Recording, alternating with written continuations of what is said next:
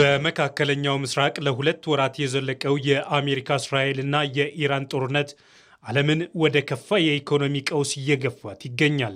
በተለይም 20 በመቶ የሚሆነው የዓለም የነዳጅና የተፈጥሮ ጋዝ ምርት የሚተላለፍበት የሆርሙዝ ወሽመጥ መዘጋቱ የዓለምን የኃይል አቅርቦት ሰንሰለት በመበጠስ የነዳጅ ዋጋ በከፍተኛ ሁኔታ እንዲንር አድርጎታል። የአሜሪካው ፕሬዝዳንት ዶናልድ ትራምፕ ኢራን ወሽመጡን እንድትከፍት ለማስገደድ አዳዲስ ወታደራዊ ጥቃቶችን ለመሰንዘር እቅድ እያወጡ መሆኑ ተሰምቷል። ለዚህም የየብስ ጦርን በመጠቀም ወሽመጡን በከፊል የመቆጣጠር አማራጭ ጭምር በጠረጴዛ ዙሪያ ቀርቧል። ይሁን እንጂ ከኢራን በኩል እየተሰጡ ያሉ ምላሾች የጦርነቱን መባባስ እንጂ መርገብን የሚያመላክቱ አይደሉም። የኢራን አብዮታዊ ዘብ ከፍተኛ መኮንኖች ባስተላለፉት ማስጠንቀቂያ ማንኛውም አዲስ የአሜሪካ ጥቃት በክልሉ ባሉ የአሜሪካ የጦር ሰፈሮችና መርከቦች ላይ እጅግ የከፉ ጥቃቶችን ያስከትላል ብለዋል።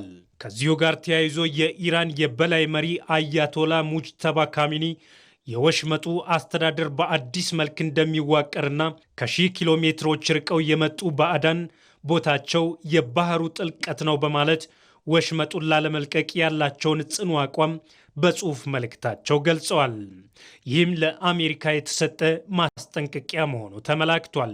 ይህ ወታደራዊ ፍጥጫ በዓለም አቀፍ የነዳጅ ዋጋ ላይ ተጽዕኖ አሳድሯል። የተባበሩት መንግስታት ድርጅት ዋና ጸሐፊ አንቶኒዮ ጉተሬስ በሰጡት መግለጫ ቀውሱ እስከ ሰኔ ወር ድረስ የሚቀጥል ከሆነም የዓለም የኢኮኖሚ እድገት ይቆማል፣ የዋጋ ግሽበት በከፍተኛ ሁኔታ ይጨምራል፣ በ10 ሚሊዮኖች የሚቆጠሩ ሰዎች ወደ ከፋ ድህነትና ረሃብ ይገባሉ ብለዋል።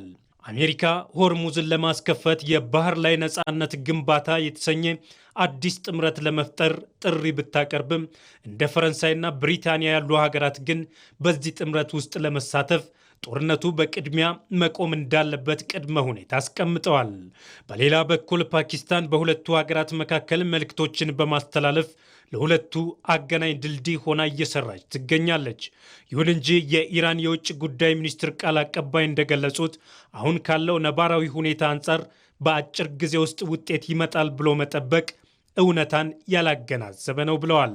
በሀገሪቱ የሕግ መወሰኛዎች ግፊት እየበረታባቸው ያሉት ፕሬዝዳንት ዶናልድ ትራምፕ የጦርነት ስልጣን ውሳኔ ላይ የኢራኑን ጦርነት ለማቆም ወይንም ለማራዘም ለኮንግረሱ ሪፖርት ማቅረብ ይኖርባቸዋል።